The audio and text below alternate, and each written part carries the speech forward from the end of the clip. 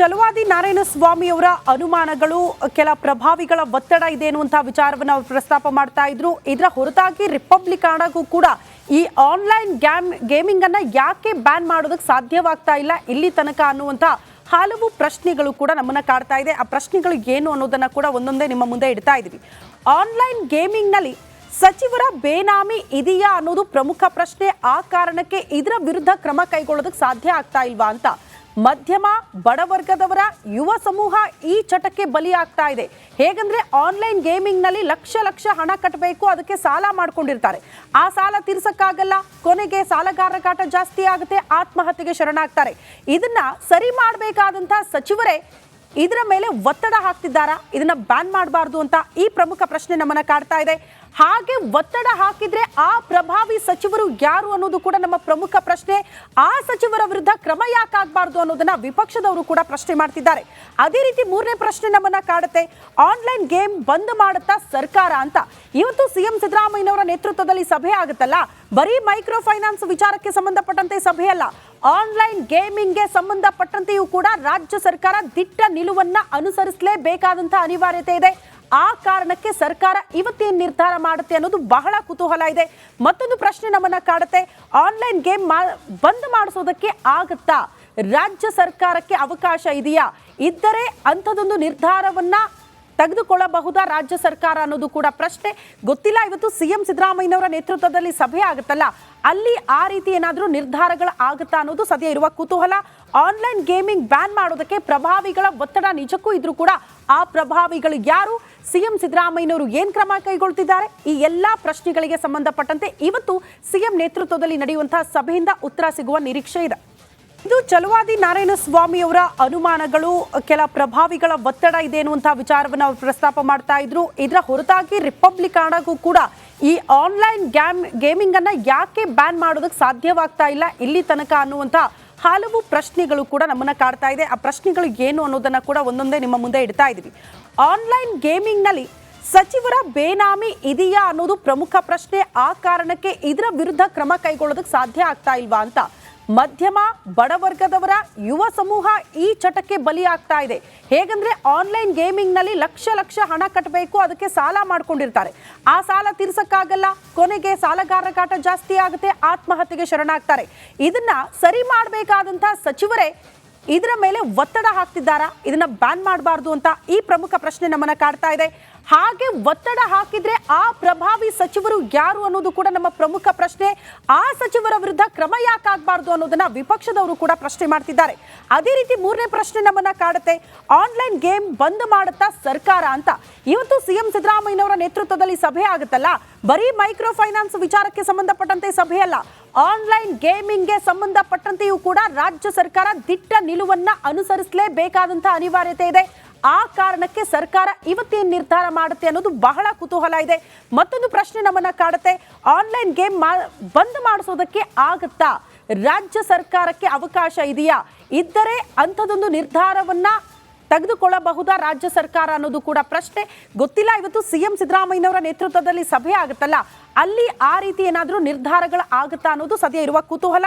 Online gaming ban ಮಾಡೋದಕ್ಕೆ ಪ್ರಭಾವಿಗಳ ಒತ್ತಡ ನಿಜಕ್ಕೂ ಇದ್ರೂ ಕೂಡ ಆ ಪ್ರಭಾವಿಗಳು ಯಾರು? ಸಿಎಂ ಸಿದ್ದರಾಮಯ್ಯನವರು ಏನ್ ಕ್ರಮ ಕೈಗೊಳ್ತಿದ್ದಾರೆ? ಈ ಎಲ್ಲಾ ಪ್ರಶ್ನೆಗಳಿಗೆ ಸಂಬಂಧಪಟ್ಟಂತೆ ಇವತ್ತು ಸಿಎಂ ನೇತೃತ್ವದಲ್ಲಿ ನಡೆಯುವಂತಹ ಸಭೆಯಿಂದ ಉತ್ತರ ಸಿಗುವ ನಿರೀಕ್ಷೆ ಇದೆ. ಇದು ಚಲವಾದಿ ನಾರಾಯಣಸ್ವಾಮಿ ಅವರ ಅನುಮಾನಗಳು ಕೆಲ ಪ್ರಭಾವಿಗಳ ಒತ್ತಡ ಇದೆ ಅನ್ನುವಂತಹ ವಿಚಾರವನ್ನು ಅವರು ಪ್ರಸ್ತಾಪ ಮಾಡ್ತಾ ಇದ್ರು. ಇದರ ಹೊರತಾಗಿ ರಿಪಬ್ಲಿಕನ್ಗೂ ಕೂಡ ಈ ಆನ್ಲೈನ್ ಗೇಮಿಂಗ್ ಅನ್ನ ಯಾಕೆ ಬ್ಯಾನ್ ಮಾಡೋದಕ್ಕೆ ಸಾಧ್ಯವಾಗ್ತಾ ಇಲ್ಲ ಇಲ್ಲಿ ತನಕ ಅನ್ನುವಂತ ಹಲವು ಪ್ರಶ್ನೆಗಳು ಕೂಡ ನಮ್ಮನ್ನ ಕಾಡ್ತಾ ಇದೆ. ಆ ಪ್ರಶ್ನೆಗಳು ಏನು ಅನ್ನೋದನ್ನ ಕೂಡ ಒಂದೊಂದೇ ನಿಮ್ಮ ಮುಂದೆ ಇಡ್ತಾ ಇದೀವಿ.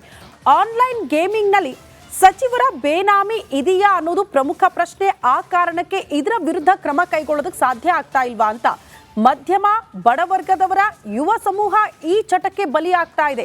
ಹೇಗಂದ್ರೆ ಆನ್ಲೈನ್ ಗೇಮಿಂಗ್ ನಲ್ಲಿ ಲಕ್ಷ ಲಕ್ಷ ಹಣ ಕಟ್ಟಬೇಕು, ಅದಕ್ಕೆ ಸಾಲ ಮಾಡ್ಕೊಂಡಿರ್ತಾರೆ. ಆ ಸಾಲ ತೀರ್ಸಕ್ಕಾಗಲ್ಲ, ಕೊನೆಗೆ ಸಾಲಗಾರರ ಕಾಟ ಜಾಸ್ತಿ ಆಗುತ್ತೆ, ಆತ್ಮಹತ್ಯೆಗೆ ಶರಣಾಗ್ತಾರೆ. ಇದನ್ನ ಸರಿ ಮಾಡಬೇಕಾದಂತಹ ಸಚಿವರೇ ಇದರ ಮೇಲೆ ಒತ್ತಡ ಹಾಕ್ತಿದ್ದಾರಾ? ಇದನ್ನ ಬ್ಯಾನ್ ಮಾಡಬಾರ್ದು ಅಂತ ಈ ಪ್ರಮುಖ ಪ್ರಶ್ನೆ ನಮ್ಮನ್ನ ಕಾಡ್ತಾ ಇದೆ. ಹಾಗೆ ಒತ್ತಡ ಹಾಕಿದ್ರೆ ಆ ಪ್ರಭಾವಿ ಸಚಿವರು ಯಾರು ಅನ್ನೋದು ಕೂಡ ನಮ್ಮ ಪ್ರಮುಖ ಪ್ರಶ್ನೆ. ಆ ಸಚಿವರ ವಿರುದ್ಧ ಕ್ರಮ ಯಾಕಾಗಬಾರ್ದು ಅನ್ನೋದನ್ನ ವಿಪಕ್ಷದವರು ಕೂಡ ಪ್ರಶ್ನೆ ಮಾಡ್ತಿದ್ದಾರೆ.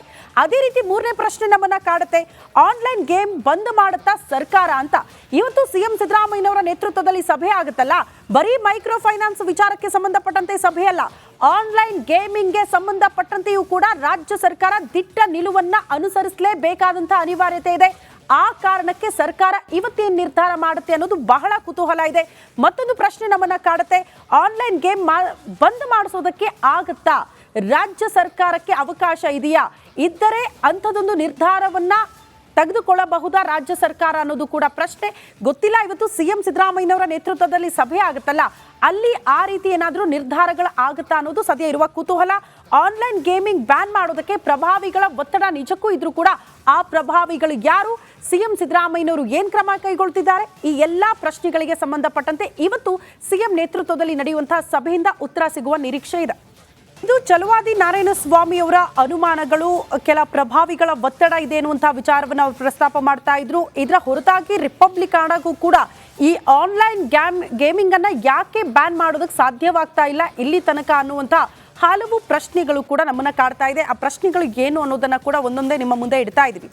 ಆನ್ಲೈನ್ ಗೇಮಿಂಗ್ ನಲ್ಲಿ ಸಚಿವರ ಬೇನಾಮಿ ಇದೆಯಾ ಅನ್ನೋದು ಪ್ರಮುಖ ಪ್ರಶ್ನೆ. ಆ ಕಾರಣಕ್ಕೆ ಇದರ ವಿರುದ್ಧ ಕ್ರಮ ಕೈಗೊಳ್ಳೋದಕ್ಕೆ ಸಾಧ್ಯ ಆಗ್ತಾ ಇಲ್ವಾ ಅಂತ ಮಧ್ಯಮ ಬಡವರ್ಗದವರ ಯುವ ಸಮೂಹ ಈ ಚಟಕ್ಕೆ ಬಲಿಯಾಗ್ತಾ ಇದೆ. ಹೇಗಂದ್ರೆ ಆನ್ಲೈನ್ ಗೇಮಿಂಗ್ ನಲ್ಲಿ ಲಕ್ಷ ಹಣ ಕಟ್ಟಬೇಕು, ಅದಕ್ಕೆ ಸಾಲ ಮಾಡ್ಕೊಂಡಿರ್ತಾರೆ. ಆ ಸಾಲ ತೀರ್ಸಕ್ಕಾಗಲ್ಲ, ಕೊನೆಗೆ ಸಾಲಗಾರರ ಕಾಟ ಜಾಸ್ತಿ ಆಗುತ್ತೆ, ಆತ್ಮಹತ್ಯೆಗೆ ಶರಣಾಗ್ತಾರೆ. ಇದನ್ನ ಸರಿ ಮಾಡಬೇಕಾದಂತಹ ಸಚಿವರೇ ಇದರ ಮೇಲೆ ಒತ್ತಡ ಹಾಕ್ತಿದ್ದಾರಾ? ಇದನ್ನ ಬ್ಯಾನ್ ಮಾಡಬಾರ್ದು ಅಂತ ಈ ಪ್ರಮುಖ ಪ್ರಶ್ನೆ ನಮ್ಮನ್ನ ಕಾಡ್ತಾ ಇದೆ. ಹಾಗೆ ಒತ್ತಡ ಹಾಕಿದ್ರೆ ಆ ಪ್ರಭಾವಿ ಸಚಿವರು ಯಾರು ಅನ್ನೋದು ಕೂಡ ನಮ್ಮ ಪ್ರಮುಖ ಪ್ರಶ್ನೆ. ಆ ಸಚಿವರ ವಿರುದ್ಧ ಕ್ರಮ ಯಾಕಾಗಬಾರ್ದು ಅನ್ನೋದನ್ನ ವಿಪಕ್ಷದವರು ಕೂಡ ಪ್ರಶ್ನೆ ಮಾಡ್ತಿದ್ದಾರೆ. ಅದೇ ರೀತಿ ಮೂರನೇ ಪ್ರಶ್ನೆ ನಮ್ಮನ್ನ ಕಾಡುತ್ತೆ, ಆನ್ಲೈನ್ ಗೇಮ್ ಬಂದ್ ಮಾಡುತ್ತಾ ಸರ್ಕಾರ ಅಂತ.